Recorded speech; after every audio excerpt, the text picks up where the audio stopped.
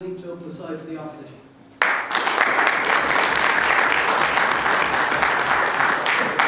Well, thanks for coming with something to help me here, which is not a teleprompter, but not very far from it. It shows that I don't feel totally at ease to defend what I'm going to defend. I'm going to try my best. And actually what Jonathan said actually in many ways chimes in with what I was thinking of telling you.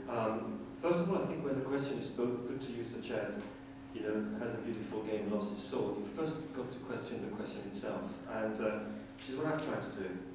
And I thought the beautiful game itself, that's actually a rather recent expression. If I'm not mistaken, it's a Brazilian player called Didi, Valde Pereira, who coined it in 1958, even though there's a British TV presenter called Stuart Hall who maintains he has done it in 1958. But before that, obviously, 6 World Cups had been played, the Football League had been created 70 years before, and an awful lot of great football, beautiful football had been played by a number of so-called romantics, and the Danubian side, which are so close to Jonathan's heart, and also Albert Bateau in my own country in France, and Jacques Gemal with Foggia, and today Arsene Wenger. So it's not as if we had waited for the expression to be coined, for people to coin that very expression. And also, the expression itself, a beautiful game, I think when it's alluded to, it's in a sense that is not quite beauty itself. It's a moral kind of beauty, an emotional kind of beauty,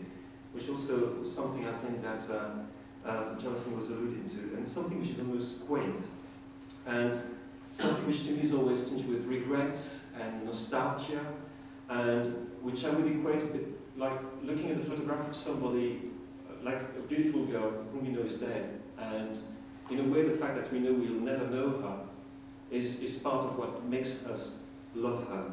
And at the heart of the love of football is this loss. And I'm wondering, what have we lost?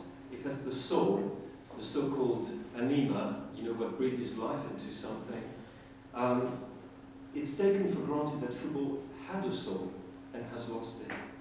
But those who speak generally of the soul of football speak of its loss and of nothing else. And I'm thinking, I'm looking here, I've put down a few titles of books which have been written recently. David Cohn, for example, The Beautiful Game, Searching for the Soul of Football.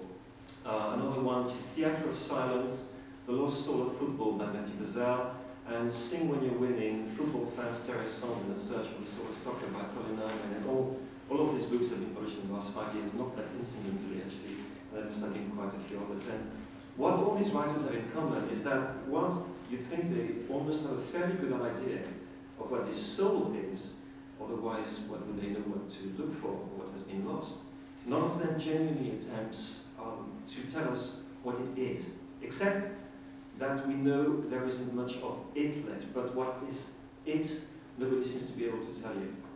And to come back, actually, very off the chance again with what Jonathan was saying, I remember a conversation I had with David Pleat, who might not be thought as the most articulate man about football, and he's got a strange image because of his military, but he's a very interesting man to talk to indeed. And we were talking about Hillsborough, 1989, of course, disaster.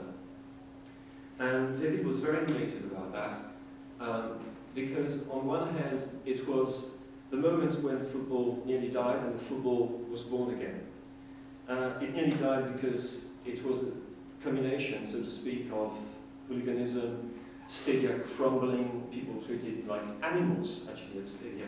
And then suddenly, because of this disaster, the football supporter became a consumer, and funnily enough, football was saved. But what David was saying was that what we had lost was the sense of oneness between the spectator and the player. We had lost sense of community, and in a way, we had lost the sense that football was really a working man's game. And I can't necessarily agree against that. I mean, it's true. You know, within 3 years of Hillsborough, 1992, the Premier League was created, and you had Sky coming in and using football really as a battering ram into the homes of British homes. And it meant, you know, ticket prices went up, the fences went down. And it meant that the so-called working man, whoever he is, couldn't take his children to the Saturday game anymore, especially since we didn't seem to be playing on Saturdays any longer. And there's a very, very potent symbol of that. Even the people who are accused of having killed the soul of football seem to recognize it. And I'm thinking of the current opening sequence of Match of the Day on the BBC. As a piece of television, it's quite remarkable because it blends beautifully images from the past, from the images of the present. So you have George Best passing on to Eric Cantona, who scores a goal. You've got the images of fans with, the rattles. You've got the smiling Bobby, and so forth. There's all this nostalgia, which is shown on these titles. But this is, for me, not about football. It's about England. And a very peculiar way that this country has of creating an idealized past, whilst doing everything it can to destroy it at the same time. And I'll take a parallel here. There's a place in England called Park. I don't know if you've heard about it. It was burned to the ground in 1989. And what they did, I mean really razed to the ground, nothing but burnt timber. What they did, they spent millions rebuilding it with modern craftsmen. And today this place is described in Wikipedia and National Trust brochures as a 17th or 18th century house. Of course it is not. Nothing of the kind. It's totally crazy. What has happened is that it's heritage. And the same way that they go to the supermarket and they buy heritage bacon. When they know the supermarket has killed the greengrocers and the fishmongers and the butchers and so forth. But England is so engrossed by its past, and we tend to see everything, I think, in terms of football through English eyes.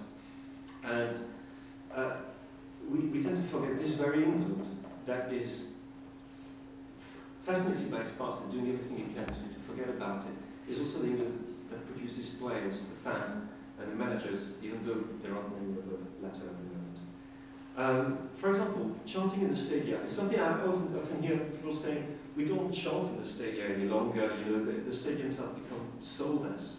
But even back in the 30s, when supposedly working class people were going to the stadiums, when there was really a working class to talk of, not just values, prejudices, access, where there was a real working class, people didn't chant in the stadium. Think of, Liverpool, a topical subject. It's We'll Never Walk Alone. We'll Never Walk Alone is 1963, Jerry and the Pacemakers. So are most of the so-called unofficial songs that people sing in the stadium. So that is something new that we think, for some reason, has always been there. But the old refrain about footballers being overpaid, I was reading a book called A Beastly Fury, which has just been published by a guy called, I think, Robert Sanders, in which he was talking about players being paid £5 a game in 1880. That's a huge amount of money. There were pieces in the paper at the time complaining about overpaid footballers, people who come from the working class and actually had become lower middle class or actually middle class. Even Stanley Matthews wasn't above finding a £5 note in his socks, and he was a saint apparently. Again, another example, Wimbledon FC. Remember in 2002, the clamour when they moved to Milton Keynes. People said, that's another proof that football has lost its soul. It is. It's a franchise, These guys have been allowed to do this. It's actually scandalous. Well, I'm thinking in 1913, when you had Arsenal moving from Woolwich to Highbury, doing this to the supporters of Woolwich, did anybody thought it was the football that was its soul? I don't think so. When Gus Mears in 1905 created a football club called Chelsea because he couldn't sell his ground to Fulham FC, did anybody complain? Not even that. Chelsea were actually elected to the league the same year. Now think of that happening now.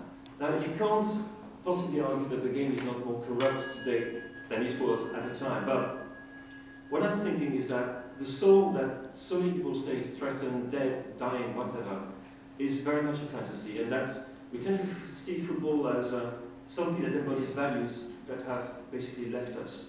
And when these values are fading from our lives, we turn towards the screen projecting this fantasy on, and we wonder, why it's gone blank.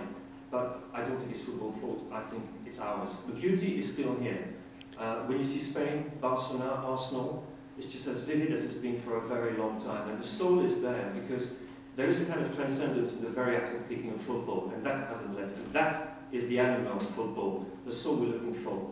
And if you look around you, actually a football ground is one of the very few places where this soul is visible, where it manifests itself. And when we look for what is missing, we get drawn to the place where a trace is actually left. And that place is the football stadium. And I've got to finish. So I'll just say that in a society like England, speaking from an unashamedly English point of view, which is becoming more squalid by the day, or is convinced that it's becoming more squalid by the day, the excesses of football are probably the surest signs of decline and corruption. And I think what we should rather do is marvel at the way football has survived and was survived. And that is the very soul of what is indeed a very beautiful game.